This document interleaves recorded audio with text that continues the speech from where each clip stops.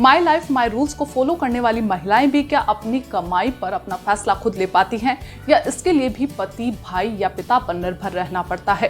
महिलाओं से जब ये सवाल पूछा जाता है तो अधिकांश महिलाओं का जवाब चौंकाने वाला आता है। आज भी भारत में महिलाएं कितनी भी शिक्षित हो ले, कितनी भी मेहनत कर ले, कितना भी अच्छा जॉब कर ले, कितना भी अच्छा कमा ले, लेकिन अपना पैसा खर्च करने का अधिकार उनके पास नहीं होता। आज के इस शो में बताएंगे हम आपको कुछ ऐसे स्टेप्स जिनको फॉलो कर वर्किंग वुमेन फाइनेंशियल प्लानिंग को लेकर भी आत्मनिर्भर बन सकती है।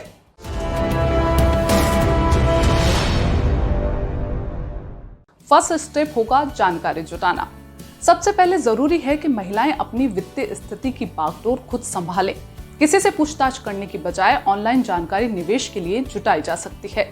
जिस बैंक में आपका सैलरी अकाउंट है, वहां से भी आप निवेश, म्यूचुअल फंड, बचत को लेकर जानकारियां ले सकती हैं।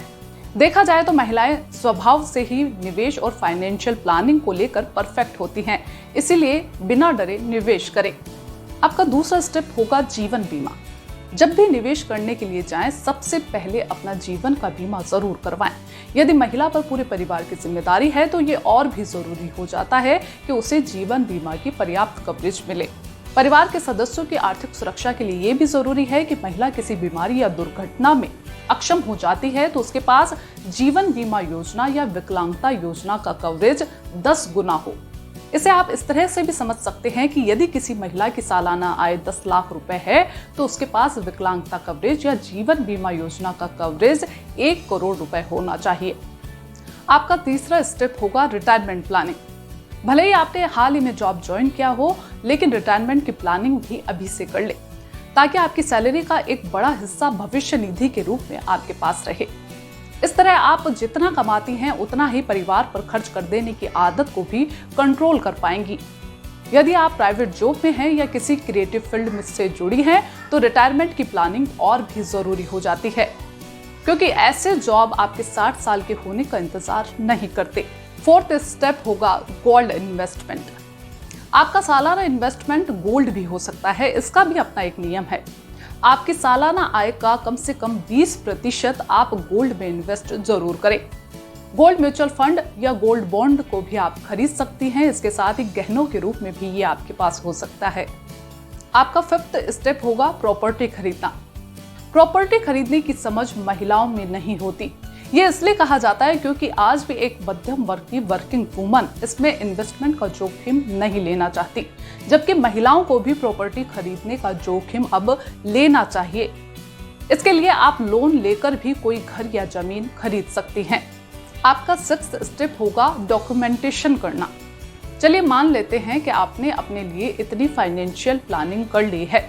इसके बाद भी मानकर चलिए कि महिलाएं हेल्थ इंश्योरेंस ले लें, लाइफ इंश्योरेंस ले, म्यूचुअल फंड, बचत, घर या कोई भी जमीन ले।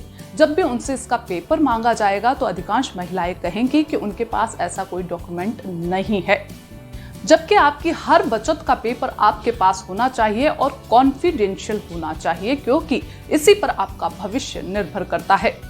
जिस तरह गोल्ड को संभाल कर लॉकर में रखा जाता है, ठीक उसी तरह से डॉक्यूमेंट्स का भी ख्याल रखें। आपका सातवां और जरूरी स्टेप ये होगा कि अपने खर्च को सीमित करें। बचत करने का सबसे अच्छा तरीका यही है कि अपने घर के खर्च को सीमित कर दें। अक्सर देखा जाता है कि जिस घर में महिला और पुरुष दोनों कमा रहे होते हैं तो महिला की कमाई गैर जरूरी चीजों पर खर्च की जाती है, जैसे घर का रेनोवेशन करवाना हो, नया सोफा लाना हो, नया फ्रिज लाना हो।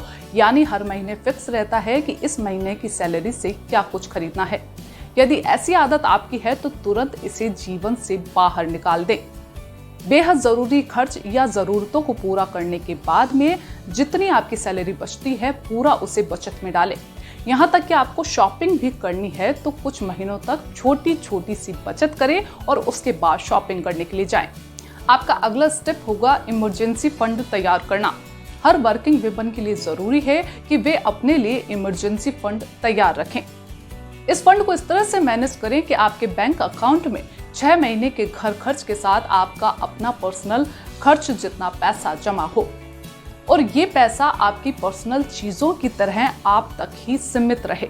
आप प्राइवेट नौकरी कर रही हैं तो ये और भी जरूरी हो जाता है, यदि आपकी नौकरी जाती है या आप अपनी नौकरी को बदलने का सोच रही हैं, तो आपके पास 6 महीने का वक्त होगा सोचने के लिए। इसी प्लानिंग में जरूरी है कि आप अपने लक्ष्यों को भी निर्धारित करें। यहाँ लक्ष्य निर्धारित करने से हमारा मतलब है कि आपके बच्चों की शिक्षा, उनकी शादी और दूसरे जरूरी खर्चों के लिए हर एक बचत को निर्धारित कर लें।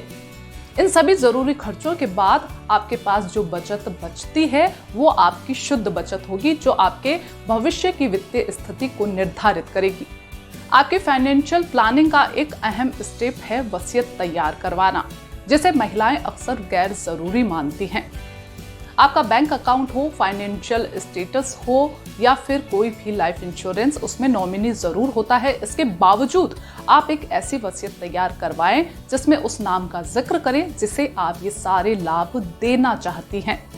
आपकी उम्र 30 साल की हो, 35 हो या 40 हो, आपकी सारी फाइनेंशियल प्लानिंग के बाद में बेहद जरूरी है कि आप एक एडवोकेट से मिलें और एक वसीयत तैयार करवा लें, ताकि आपके बाद भी आपकी जमा पूंजी उन्हीं हाथों में जाए जिन्हें आप हकदार मानती हैं।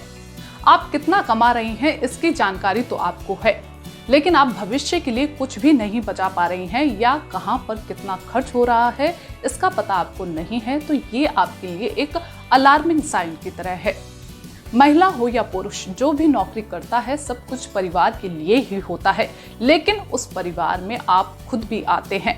आपके पैसे पर पहला अधिकार आपका खुद का होगा, तो ये किसी भी तरह की आर्थिक हिंसा से आपको बचा सकता है।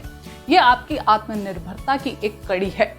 ये शो आपको कैसा लगा और किस तरह के मुद्दों को यहाँ पर उठाना चाहिए, कमेंट बॉक्स में जरूर लिखें। शो को देखने के लिए शुक्रिया।